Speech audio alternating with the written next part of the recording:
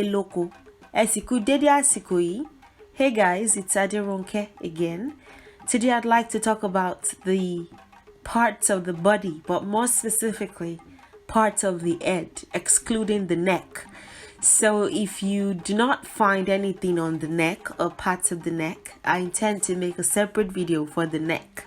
So just the head, from the top of the head to the chin. So parts of the head.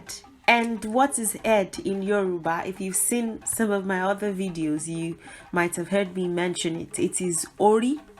Ori, it's a very common phenomenon.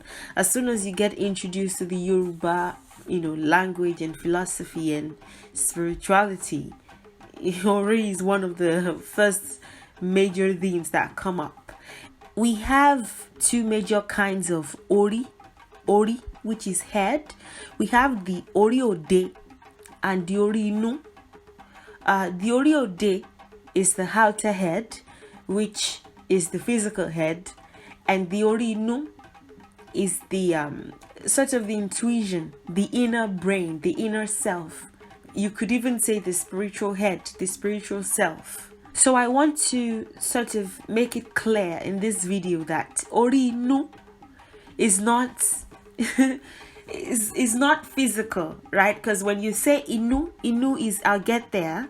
Inu is inside, so you might think, oh, perhaps the parts of the head that one doesn't see, every day, like the skull and the brain and the fluids that are in the brain and all that. That is not. All of those are still Oriode. They are still the outer head. They can still be seen. So the Oriode includes everything that can be seen with the physical eyes, not just the ones that are more frequently seen, all things being equal. So the Ori Inu cannot be seen. You can still see your brain and your skull and whatever. So I just thought I would make this clear. I've explained the Ori Inu and Ori Ode concepts in relation to what you would call sort of the chakras. You have to see the video to understand, what I did there. I explained what Ashe is. Perhaps I'll link it to this video somewhere. I explained what Ashe is in that video, and I sort of brought it home to how that relates to one's head, both physical and spiritual, which would in fact be the spiritual self or the spirit self. First of all, we call a bowed head Ori Pipa. Ori Pipa, bowed head. Ori Pipa, and baldness is also Ori Pipa, depending on the context. Ori Pipa. Ori is head. Pipa is sort of like, without hair, totally, shaving. That is what it connotes. I don't want to go too much into linguistics and the origination of these words, but it's baldness. So Oripipa is bald head or baldness. And a bald person is called Akpari. It's kind of rude, so you don't walk up to someone and call them Akpari. But a bald person is called Akpari. On second thought, looking at the person that I have included in the image, this person is not Akpari. Akpari is a bald person. Like, there's a particular spot on their head or even all of it that cannot grow hair at all. But this person in the picture looks like someone who, like, looking into the hair follicles from here, it does look like hair can still grow. They've just gotten a really, really low haircut. So this kind of person would be called Afari Korodo Okoyalamala. That's offensive. You don't want to, like, children would often tease each other by calling each other Afari Korodo Okoyalamala. Iyalamala is the woman who sells amala. Oko is husband. So Afari Korodo, the husband of the person who sells amala, the mama who sells amala, the woman who sells amala, Afari Korodo Okoyalamala. But don't call anybody Akpari or Afari. This is rude, except you intend to tease them. Going into the more serious aspects, the skull is called Agbari, skull, Agbari, skull.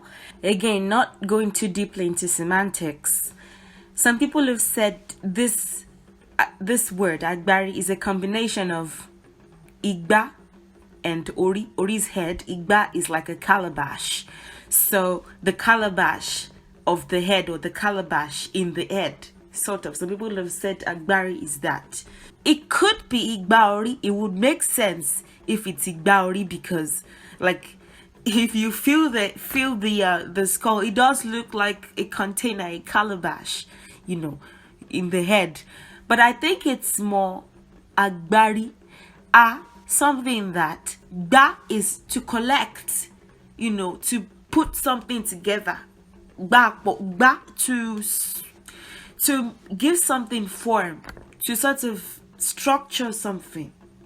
And then Ori's head. So I think agbari has a word here, is a combination of 3 words, in fact. The thing that collects or shapens or structures the head. So, but again, I don't want to go too deeply into semantics and linguistics and all that. So I'm moving on. And then the brain is called opolo. Opolo. Opolo, brain. Opolo, brain. So before I go further into it, I'm just going to say this. Yoruba people are very descriptive. Perhaps I'll get into a bit of the word formation at some point. The front of the head is called iwaju ori. Iwaju is front. Ori is head. So the front of the head is iwaju ori. The side of the head is egbe ori. Egbe is side. Egbe is side. Ẹ̀yìn is back. So ẹ̀yìn orí is the back of the head. Ẹ̀yìn orí is the back of the head. And then another one, position wise, àárín orí. Àárín is middle. Àárín orí is the middle of the head. Àárín orí, the middle of the head. So iwájú orí can be the front of the head, and it can also be the forehead. It can also be the forehead. Iwájú orí, the forehead. Iwájú orí, the forehead. And then ọpọ́n orí, or just simply ọpọ́n, is the forehead. Now, there are different types of ọpọ́n. If you hear ọpọ́n, you may think of the divination tray that is often used in the Ifa spirituality. Ọpọ́n ìdá, or ọpọ́n Ifá, whatever you choose to call it. Between those two, I don't know if there's another metaphorical name that it has, but in layman's terms, ọpọ́n. However, the forehead is also called ọpọ́n. Like I said, the Yoruba people are very descriptive people. So even if there's no word for something, we would sort of know how to describe what we are saying. We have prepositions as well. So abe is below or underneath. Below or underneath. Abe. Egbe is beside or on the side of. On the side of. Egbeori, for example, would be the side of the head, so the side or beside. Ori is on top of. Ori can be head, and then inu is inside. Inu is inside. So moving on and getting more into details at this point, irun is hair. Irun is hair. Irun is hair. I made a video sometime in 2015 on the Yoruba female hairstyles for women. Irun is hair, and ogo is the back of the head, sort of that bony part of the back of the head, the Occipital-Bone Region, or occipital. I don't know. And I never bothered to check before making this video. Oh well. Occipital-Bone Region is ogo. And then atari is the crown of the head. I found this image online, so really good. Atari is the crown of the head. Atari, the crown of the head. Atari, the crown of the head. And the temple, there's no specific name for the temple. Like I said, Yoruba people are very, very descriptive. So ebaeti or ebati is what we call the temple. Ebati. If you are, some Yoruba people may not even know what ebati is. They'll be like, what is that? So, but to understand it or to sort of get it, you have to expand the two words that make that one word up. Eti is the ear. The ear. Eba is like beside. Let's put it that way. Or on the side of. Actually, more specifically, ebati is more like. Eba is more like within the premises of.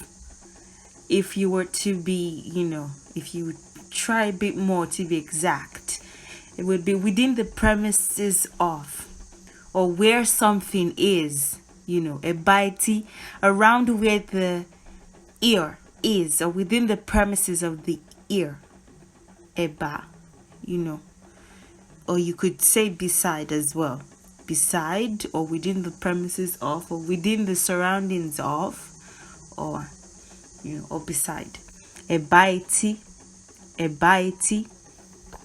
Egungun ebati is the temporal bone. Egungun ebati is the temporal bone. And then going into the face, awo is skin. Awo is skin. Awo is skin. Awori is scalp. Awori, the scalp. The sort of the skin of the head, awori, scalp. Oju is face. Oju is the whole face, the face as a whole. However, oju can also be the eye. Oju can be the eye. Oju mejeji is both eyes. Oju meji is two eyes. Oju mejeji is both eyes. Oju is eye. So that's that. And then irun ojú is eyebrow. Irun ojú, eyebrow. Irun ojú, eyebrow. However, bèbè ojú is also eyebrow. Bèbè ojú is also eyebrow. Bèbè. Bèbè is edge. Sort of, it's a word that connotes edge. If you say bèbè odò, the edge of the river. If you say bebedi or ibebedi, some people would include e, bebedi, the edge of the buttocks. However, ibebedi or bebedi, you can exclude the sort of the e, the what you would call I in English. You can exclude that from the ibebe and just leave it as bebe. Bebedi can be waist beads. It can be waist. It's also used to connote the that word combination ibebedi, or more commonly bebedi, is used to make a reference to waist beads, or ilekedi as well, waist beads, which I'll make a video on. I'll probably show you like mine sometime in the future, not now, and there wouldn't be a lot of exposure, just like a bit, just to show. Sometime in the future. And then ẹyinjú. Ẹyinjú is a combination of two words. Ẹyin ojú. Ẹyin is egg.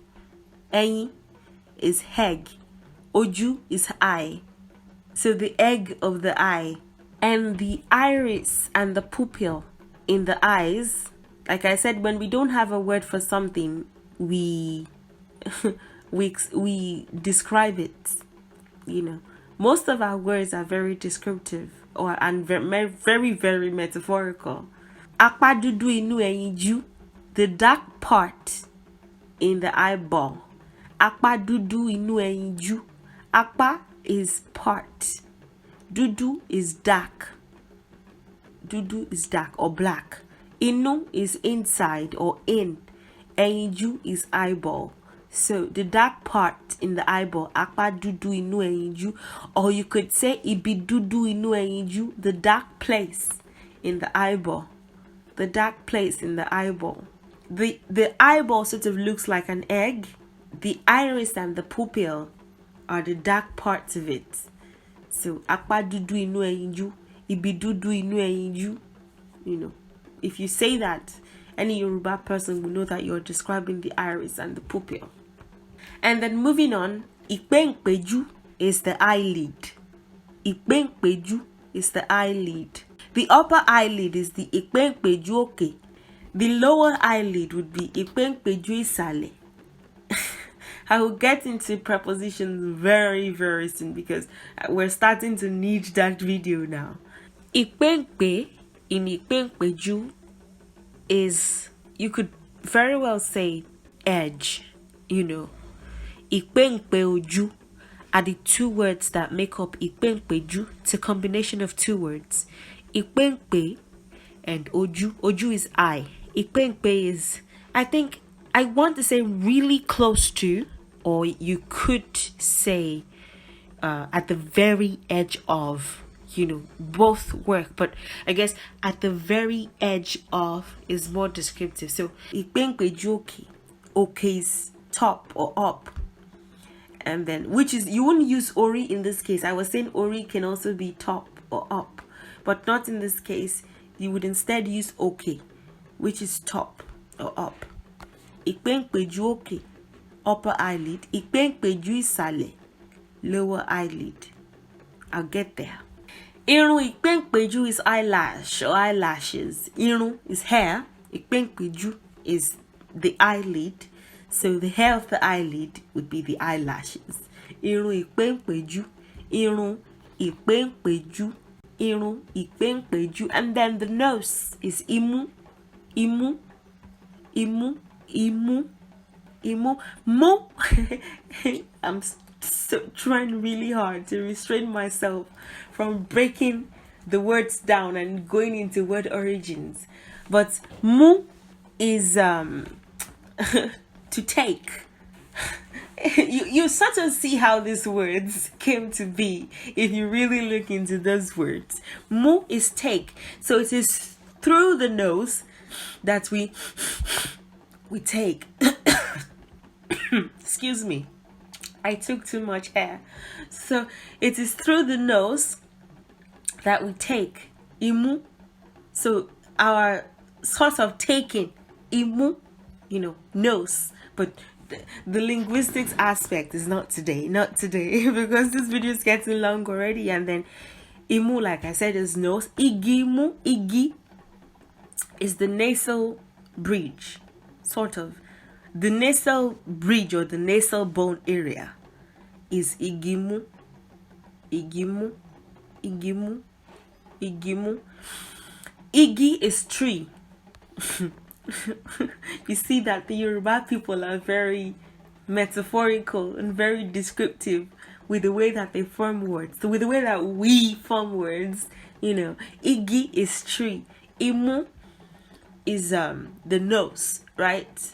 So what gives the nose sort of its form and its support, you know? Without what will the nose look like? With the nose probably not stay in place. It is without the nasal bridge and the sort of that bony area of the nose. And that is igimu. So, and what does a tree do? Like I said, igi is tree. What does a tree do? A tree supports. So the nasal bridge or bone area is igimu. Igimu, that area, that bone, you know, igimu. And then iho is whole. Iho is whole. H-O-L-E, whole. So iho is nostril. So the Yoruba people like to shrink two-word words when they can, or like shrink words when they can. And iho, the whole of the nose would be the nostril. So they would combine both and call it iho. Don't be surprised if you still see nostril written this way. Iho, iho. Some people would, you know, write it, you know, in the regular form and say iho and iho, same thing. And then the nose hair, irun, the hair in the nose, right? Irun, nose hair. However, this can be confused. The irun here can be confused for hair at another part of the face that I will get to shortly. So to be, descriptive and ensure that you're not mistaken, you could say irun inú imú, irun inú imú, nose hair. Irun is hair, inú is hen, imú is nose. Hair in the nose, nose hair. Irun inú imú, irun inú imú. I'm sorry if it's a bit of a tongue twister for those that are trying to learn how to pronounce and not just, recognize the words. Irun, inu, imu. That is nose hair. Ereke is cheek. Ereke is cheek. However, to be honest with you, and to be practical with, nobody ever says ereke anymore. People there, like even the seniors, barely say ereke. We say eke, more frequently now than ereke. For some reason, we just moved on from saying it in full as a collective. Many people will still say it, mind you. I still do sometimes when I'm referring to my cheek, but most commonly it's known as eke, cheek, eke, cheek. Egungun eke. Egungun is bone. Egun is the same thing as egungun. It's just that the Yoruba people, sometimes when a word is sort of long and not even necessarily long, because of the way that we pronounce, it is sort of extended into written language that we would shrink words. Just the way we shrink them when we're speaking them, especially when this is a person that is very conversant with the language that has lived in Yoruba communities and it's their primary language. The way that we would pronounce it, we sort of shrink words. So egungun is the same thing as egun, but shrunk, contracted. Some words. Egun is the same thing as egungun. Egungun is bone. So you could either say egungun or egun. Ereke is cheek. Like I said, nobody ever says ereke that frequently. We say eke. But egungun ereke or egun ereke, or if you were to say it, the way that people would often say it, egun eke, that is cheekbone. And then toro is dimple. Toro is dimple. Toro is dimple. So toro eke or toro ereke, most frequently toro eke is cheek dimple. Toro eke is a way to say it. Toro eke, or toro ereke if you want to say ereke in full, cheek dimple. And then to the mouth is enu. The mouth as a whole, including the lips and everything in it, enu is mouth. Ete is lip. Ete is lip. So we have ete okay. Just the way we have, the upper eyelid and the lower eyelid that I was saying earlier. Ikpenkpeju oke, ikpenkpeju sale. We have ete okay, and we have ete sale.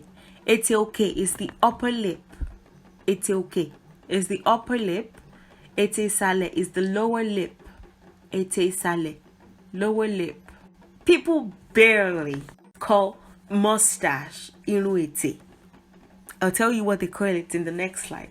But a few people do. Because, they can't choose between what hair or whose hair the nose is. Is it the mustache is? Is it the lips or the noses? Is it for the nose or for the lip? Who owns it, sort of, or what owns it? Don't let me personify the nose and the lip. So, iruete, lip hair or mustache. However, very, very few people refer to the mustache as that. They would often say iruimu. They sort of let the nose have it, in general settings. So iruimu, the hair of the nose. This was what I was saying earlier about, saying iruinuimu instead when you're talking about the nose hair. This was what I was saying earlier. Saying inu inu imu instead. That helps the person you're talking to, or whoever is listening to you anyway, the recipient. You're letting them know that you're talking about the hair inside the nose, because they could very, very easily think that what you're talking about is the mustache. So, imu, mustache. Tooth is eni, eni, eni, eni. However, this is the sort of the current way of saying it, or the more modern one. Although I'm saying modern, this one is a lot of years old as well, lots of decades, if not centuries old as well. This way of saying tooth or teeth. However, in certain dialects, the ni in eni is almost never heard. Never. Eni, eni. You can sort of hear the ni, what you would call the Y in English. You can sort of still hear it. Some people will say ein, ein, ein. A biter, someone who likes to bite, for example, we would call them yin yin. So the yi there is not really prominently heard, but most often yi is the way of writing it instead of a, the one with the he, the one with the what you call h in English. Yi gives the impression of something that can be plucked, just like the corn, enyi. So that is the rationale behind it. I'll get into it sometime in the future, but enyi, something that can be plucked, and the teeth does look like corn, with the way that it is arranged. Well, it doesn't look like corn. I'm just using that as like an explanation for what I'm saying. We say ni agbado. Agbado is what we call corn, and ni is a verb. It's this process of removing each like tiny corn, each piece of corn. I tried to find the respective image or images online, and it just appears to be that people are using tools more frequently. So there are pictures of corn being removed from the cob with tools, more frequently on the internet than it being done the traditional way. But this is what I'm saying. How this old man or woman is doing it is the traditional way. Niagbado, to remove the corn from the cob like that. So the idea of the teeth, well, of the name that the teeth has, came from that. Something that can be plucked. It's sort of a metaphor. Sometime in the future, I'm going to explain word formations and how many Yoruba words were formed. It's pretty easy if you're a speaker of the language, or if you sort of intuitively, as well as, very clearly see. Erigi is gum. Erigi is gum.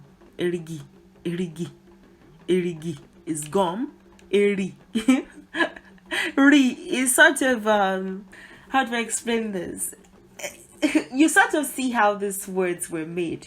Ri is sort of to bury, or to be sunk, in something. I don't want to go into word expansions, but the thing that sort of sinks the teeth and helps it stand. Erigi. Gum. That's that. Erigi, gum. And then aon is tongue. Aon is tongue. Aon is tongue. Bari. Eke. Since I said ereke is not as popular, is jaw. Bari eke, the jaw area. Bari eke. However, you could simply say bari, and we would know that you're talking about the jaw. In most cases, bari, jaw, bari, or bari eke, the jaw of the cheek. You don't have to say that. You can just say bari, and most people will know that you're talking about the jaw. And then egungun or egun. I said both are interchangeable. Egun is just the contracted version. Egungun pari eke or ereke You know, you could say egungun pari ereke. You could say egun pari eke. You could say egungun pari eke. You could say egun pari ereke. Like egungun and egun interchangeable. Ereke and eke interchangeable. But eke is more popular in the case of ereke and eke. So that's jawbone. Egun pari eke, the bone of the jaw, of the cheek. So you could simply say egungun pari, the jawbone, the bone of the jaw, the jawbone, egun pari or egungun pari. And then moving on to the chin. The chin is agbon. Agbon. Agbon. That's chin. Agbon. Chin. Agbon. Chin. And then egungun agbon or egun agbon is chin bone. Egungun agbon or egun agbon is chin bone. However, I've also heard people call the jawbone this. It's sort of the same bone structure, right? It's the jaw, right? The mandible. So egungun agbon or egun agbon. It could be chin bone, and don't be surprised if it's used as, to mean jawbone as well. Irùngbọ̀n is the beard. Irùngbọ̀n. Irùngbọ̀n. Irùngbọ̀n. Irun and agbon are the two words that are combined to form the word irùngbọ̀n, or all combined. Irun is hair, agbon is chin. So hair of the chin, that chin/jaw area, hair of the chin, irùngbọ̀n, irùngbọ̀n, irun agbon, irùngbọ̀n. And then chin dimple or cleft chin or chin cleft, whatever. Toro agbon. Toro agbon. Dimple is toro, so agbon is chin. Toro agbon is chin dimple or chin cleft. I have a bit of a dimple. It's not a full cleft, but a dimple on my chin. So toro agbon, chin dimple. Eti is the hair. Eti is the hair. Eti is the hair. And then, not going too deeply into word formations and linguistics, but going briefly into it. Eti is hedge in Yoruba people. So smart and so descriptive and so metaphorical. Eti is edge. Edge. So the hair, when you think of the hair, E-A-R, the hair, it's at the hedge of the face, the hedge of the head, the hedge. Imagine the head was an ocean or like an island or something. Let's say island, and something is by the edge of the island, sort of, eti. So in and of itself, eti doesn't necessarily mean hair, E-A-R. But the Yoruba people far back in history, when they were forming their words, sort of pictured that, this part of our bodies that is on the edge of the face, eti, hedge, that's what it means. This is just me trying to get you to understand the rationale for why some of these body parts are called what they are called. Iho eti, I said iho is whole. Iho is whole. Eti is hair. So the auditory canal or the hair hole, the external auditory canal is the iho eti. Iho eti. Ẹran is flesh or meat. I don't have it in this slide now. I would talk about it in a different video. I would also talk about bodily fluids and all of that. Ẹran is flesh. So ẹran eti is the flesh of the E-A-R. Ẹran, flesh. The flesh of the E-A-R. Just for you to know. But I'll get into that as well. Flesh and blood and urine and saliva and the other bodily fluids. Enyeti, the back of the EAR, back of the hair. Enyeti, enyeti, the back. Enyeti. And then preauricular pit or sinus. Dedire. Dedire is what it's called. Dedire. Preauricular pit. I almost didn't pronounce that word correctly. Preauricular pit or sinus. Dedire. I have one itch on both of my hairs, and they are different. You almost can't sum up like everything that the Yoruba people believe, because sometimes there are differences per region. But some people believe that it makes you stubborn, and that stubbornness could be applied to you being very resilient and very persistent, sort of, in order to climb the ladder of success. Some people believe that it makes you clairaudient, that when you have it, especially on both hairs, you may sort of once in a while go, did you hear that? Because you may hear a sound that sometimes not everybody will have heard, perhaps a whispering or something. So some people believe that it makes you clairaudient.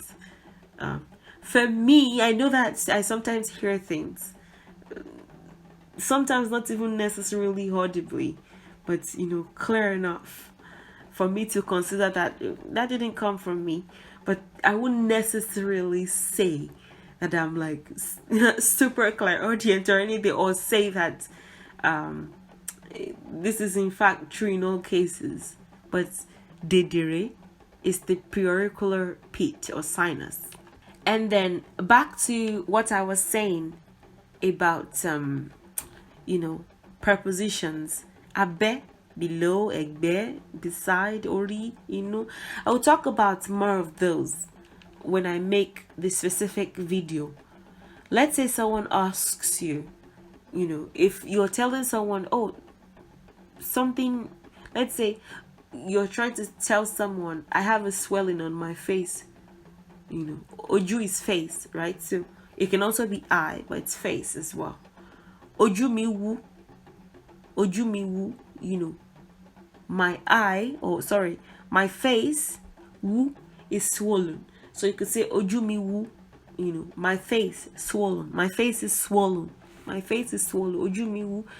The person would say ni apa ibo. Ni apa ibo, or just say nibo. Sometimes we don't have to include akpa. Nibo, ni akpa ibo. But akpa sort of connotes like the side. What side? What arm? By the way, akpa could also be arm. When you're talking about the body parts, akpa could also be arm.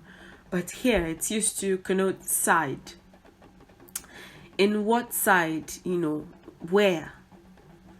Ni is in or on. Side is akpa. Ibo is sort of where or what. So in what side? Where? In where and coat. In where side? Where and coat. So where? Ni akpa ibo. And then you can respond, or whoever has something, perhaps, let's say they have a piece of dirt in their eye, or they have something on their tongue, or they have something beside their nose or something, they would say, owa ninu oju mi, it is inside my eye. Owa ni inu, inu is inside. Inu oju mi, it is inside my eye. Owa ni ori ahon, it is on top of your tongue. Owa ni ori ahon. Owa ni ori ahon, it is on top of your tongue. Owa ni ori. I don't know if my throat is getting dry because I am not feeling the juice anymore. But I'm almost done. Owa ni ori ahon, it is on top of your tongue. Owa ni egbe imu wa, it is beside our noses. I put S in. I mean, two people can be breathing from one nose, so it is beside our noses. Owa ni egbe imu wa. So this is how prepositions work. When you want to describe something, or perhaps there's no word for something, you describe and prepositions come in handy for that. So although I tried my best to make this video as detailed as possible, I can't possibly go into all the details. Take for example the mouth. I said it is enu, enu, enu.